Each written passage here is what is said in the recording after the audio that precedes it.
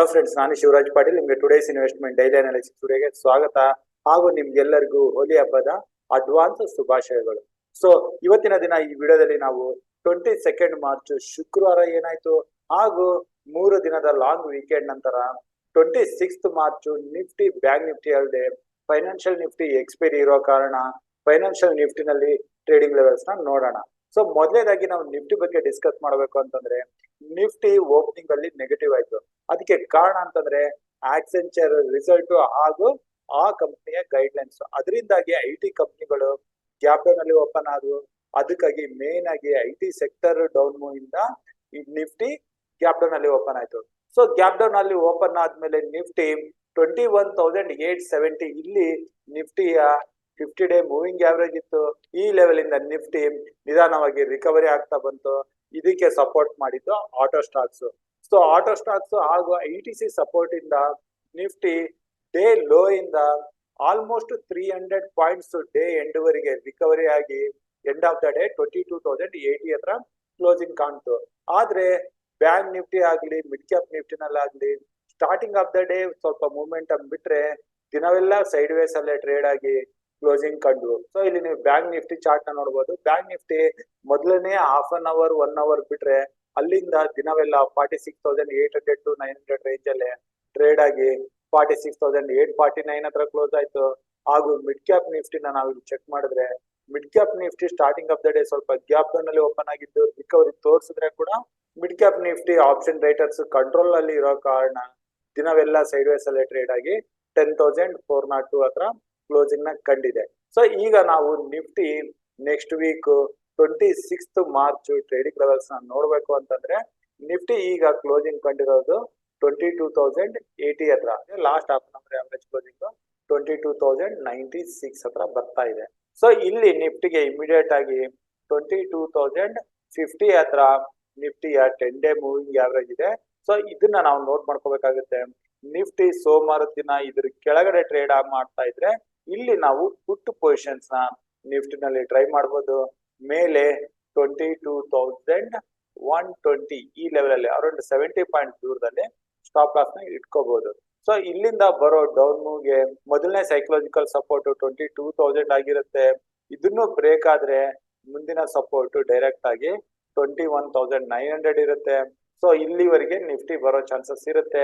ಇನ್ನು ಈ ಲೆವೆಲ್ ನ ಕೂಡ ಬ್ರೇಕ್ ಆಗಿ ಕೆಳಗೋಗೋ ಲಕ್ಷಣಗಳಿದ್ರೆ ಅದನ್ನ ನಾವು ನಮ್ಮ ಟುಡೇಸ್ ಇನ್ವೆಸ್ಟ್ಮೆಂಟ್ ಟೆಲಿಗ್ರಾಮ್ ಗ್ರೂಪ್ ಅಲ್ಲಿ ಅಪ್ಡೇಟ್ ಮಾಡ್ತೀವಿ. ಇನ್ನು ನಿಫ್ಟಿ ಅಪ್ ಮೂವ್ ಅಂತ ತೋರ್ಸಕ್ಕೆ ಶುರು ಆಗೋದು 22,120. ಸೊ 22,120 ಮೇಲೆ ನಿಫ್ಟಿ ಸಸ್ಟೈನ್ ಆದ್ರೆ 22,200 ವರೆಗೆ ನಾವು ಅಪ್ ಮೂವ್ ನ ನೋಡ್ಬೋದು. ಇದು ಏನಾದ್ರು 22,200 ಮೇಲೆ ನಿಫ್ಟಿ ಸಸ್ಟೈನ್ ಆದ್ರೆ 22,400 ಇಂದ 500 ನಾವು ಎಕ್ಸ್ಪೈರಿ ವರೆಗೆ ನೋಡೋ ಚಾನ್ಸಸ್ ತುಂಬಾ ಇರುತ್ತೆ. ಸೊ ಇದು ನಿಫ್ಟಿ ಟ್ರೇಡಿಂಗ್ ಲೆವೆಲ್ಸ್ ಆದ್ವು. ಈಗ ಬ್ಯಾಂಕ್ ನಿಫ್ಟಿಗೆ ಬರೋಣ. ಸೊ ಇಲ್ಲಿ ನಾವು ಬ್ಯಾಂಕ್ ನಿಫ್ಟಿ ಚಾರ್ಟ್ ನ ನೋಡ್ತಾ ಇದ್ರೆ ಇದು ಒಂದು ಒಳ್ಳೆ ಬ್ರೇಕ್ಔಟ್ ಗೆ ತಯಾರಾಗಿದೆ ಅಂತ ಕಾಣಿಸ್ತಾ ಇದೆ. ಅಗೇನ್ ಬ್ಯಾಂಕ್ ನಿಫ್ಟಿ ತನ್ನ 10-ಡೇ ಹಾಗೂ 20-ಡೇ ಮೂವಿಂಗ್ ಆವರೇಜ್ ಮೇಲೆನೆ ಕ್ಲೋಸಿಂಗ್ ನ ಕಂಡಿದೆ.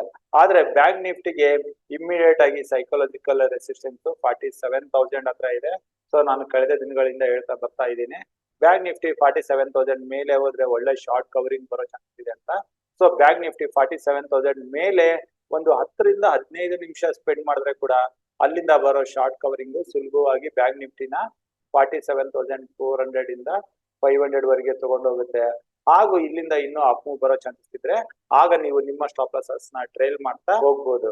ಇನ್ನು ಪುಟ್ ಸೈಡ್ ಅಲ್ಲಿ ಬ್ಯಾಂಕ್ ನಿಫ್ಟಿನ ನಾವು ತಗೋಬೇಕು ಅಂತಂದ್ರೆ, ಬ್ಯಾಂಕ್ ನಿಫ್ಟಿ 46,750 ಕೆಳಗಡೆ ಬಂದ್ರೆ ನಾವು ಇಲ್ಲಿ ಬ್ಯಾಂಕ್ ನಿಫ್ಟಿನಲ್ಲಿ ಪುಟ್ ಪೊಸಿಷನ್ ತಗೊಳಕ್ಕೆ ಯೋಚನೆ ಮಾಡಬಹುದು.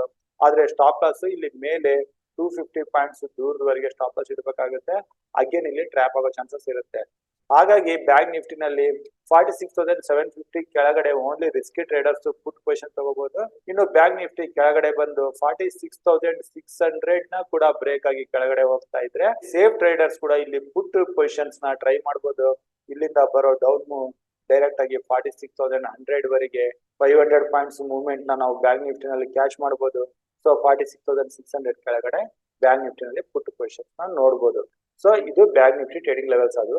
ಈಗ ಮಂಗಳವಾರ ಎಕ್ಸ್ಪೈರಿ ಇರೋ ಫೈನಾನ್ಷಿಯಲ್ ನಿಫ್ಟಿ ಟ್ರೇಡಿಂಗ್ ಲೆವೆಲ್ಸ್ ನ ನೋಡೋಣ. ಸೊ ಇಲ್ಲಿ ಫೈನಾನ್ಷಿಯಲ್ ನಿಫ್ಟಿ ಕ್ಲೋಸಿಂಗ್ 20,766 ಹತ್ರ ಬಂದಿದೆ. ಆದ್ರೆ last half an hour average closing 20,783 ಹತ್ರ ಬಂದಿದೆ. ಸೊ ಇಲ್ಲಿಂದ ಇಮಿಡಿಯೇಟ್ ಆಗಿ ಸಪೋರ್ಟ್ ಬರ್ತಾ ಇರೋದು 20,700 ಹಾಗೂ 20,650 ಹತ್ರ. ಸೊ ಇಲ್ಲಿ ಫೈನಾನ್ಷಿಯಲ್ ನಿಫ್ಟಿ 10 ಡೇ 20 ಡೇ ಹಾಗೂ 50 ಡೇ ಮೂವಿಂಗ್ ಆವರೇಜಸ್ ಗಳಿದಾವೆ. ಸೊ ಈ ಲೆವೆಲ್ ಅಲ್ಲಿ ನಮಗೆ ಫೈನಾನ್ಷಿಯಲ್ ನಿಫ್ಟಿ ಸಿಕ್ಕರೆ 20,630 ಹತ್ರ ಸ್ಟಾಪ್ ಲಾಸ್ ನ ಇಟ್ಟು ನಾವು ಇಲ್ಲಿ ಸಿ ಪೊಸಿಷನ್ಸ್ ನ ಟ್ರೈ ಮಾಡಬಹುದು. ಇಲ್ಲಿಂದ ಬರೋ ಅಪ್ ಮೂವ್ ಅಗೇನ್ 20,800 ಇಂದ 20,850 ಅಥವಾ 900 ಲೆವೆಲ್ ವರೆಗೂ ನಾವು ಅಪ್ ಮೂವ್ ನ ಎಕ್ಸ್ಪೆಕ್ಟ್ ಮಾಡಬಹುದು.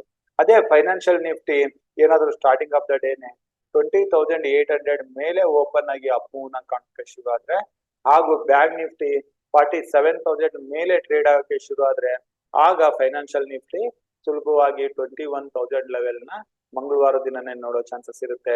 ಸೊ ಈ ಪಾಯಿಂಟ್ಸ್ ನಾವು ಜ್ಞಾಪಕ ಇಟ್ಕೊಂಡು ಫೈನಾನ್ಷಿಯಲ್ ನಿಫ್ಟಿ ನಲ್ಲಿ ಪೊಸಿಷನ್ ತಗೋಬೇಕಾಗುತ್ತೆ. ಸೊ ಈ ರೀತಿ ನಾವು ನಿಫ್ಟಿ, ಬ್ಯಾಂಕ್ ನಿಫ್ಟಿ ಹಾಗೂ ಫೈನಾನ್ಷಿಯಲ್ ನಿಫ್ಟಿ ನಲ್ಲಿ 26 ಮಾರ್ಚ್ ಮಂಗಳವಾರ ದಿನ ಟ್ರೇಡಿಂಗ್ ಲೆವೆಲ್ಸ್ ನ ನೋಡೋಣ. ಹಾಗೂ March month expiry weekly analysis ವಿಡಿಯೋನ ನಾನು ಸಪರೇಟ್ ಆಗಿ ತಗೊಂಡ್ ಬರ್ತೀನಿ. ಅಲ್ಲಿವರೆಗೆ ನಿಮ್ಗೆ ನನ್ನ ಕಡೆಯಿಂದ ಧನ್ಯವಾದಗಳು. ಜೈ ಕರ್ನಾಟಕ.